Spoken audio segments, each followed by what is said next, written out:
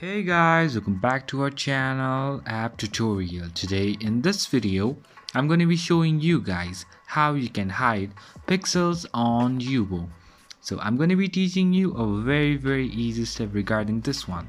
So if you have any problem or any queries within the process, just let me know in the comment section right away. Now without any further delay, let's just get started. So firstly, what you need to do is you need to go to your Yubo app and then log in with your account. Once you do that, just go to the profile on your top right corner, and then a bit down you'll be having this pixels option, pixel collection option just below friends.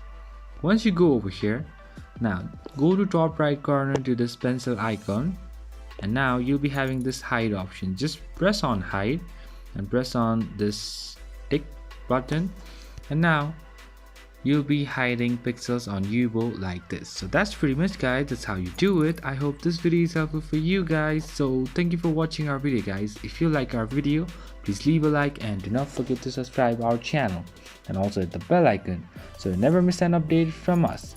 If you have any queries, just let me know in the comment section right away, and I'll see you guys again in our next video. Till then, stay safe guys. Thank you for watching.